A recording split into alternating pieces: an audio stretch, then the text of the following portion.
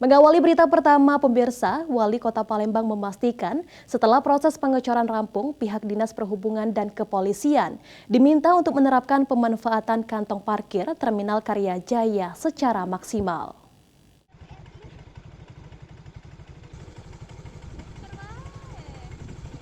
Sebelumnya, pemerintah Kota Palembang akan memanfaatkan Terminal Karya Jaya sebagai kantong parkir truk bertonnase besar untuk menunggu jam masuk ke jalan Kota Palembang.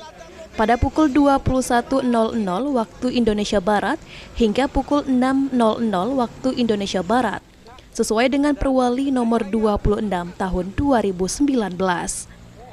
Wali Kota Palembang Ratu Dewa memastikan jika terus meminta update pengerjaan pengecoran di 2 titik Terminal Karya Jaya agar kuat dilintasi truk bertonnase besar selama 2 minggu.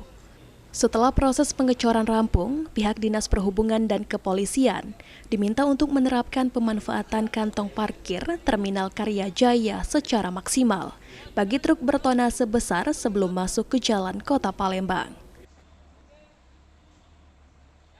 Maka setelah itu Dinas Perhubungan dan juga dari pihak Polri harus bertindak tegas, kantong parkirnya harus dimanfaatkan sebelum dia masuk kota. Masuk kotanya harus kita batasi, jam 21.00 baru bisa masuk kota. Jangan sampai mereka ngetem dan ngantri lagi. Itu udah digunakan belum Pak untuk sejauh ini ya? Dan surat-suratnya seperti apa Pak mungkin Pak? Semua administrasinya sudah berlanjut sekarang, tetapi saya tekankan sembari nyusul proses administrasinya ini tetap jalan. Ditambahkan Wali Kota Palembang, proses administrasi untuk penggunaan Terminal Karya Jaya sudah dikebut. Dan saat ini Terminal Karya Jaya sudah dimanfaatkan meski belum secara penuh.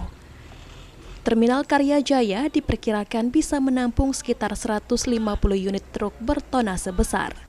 Sandi Pratama, PAL TV.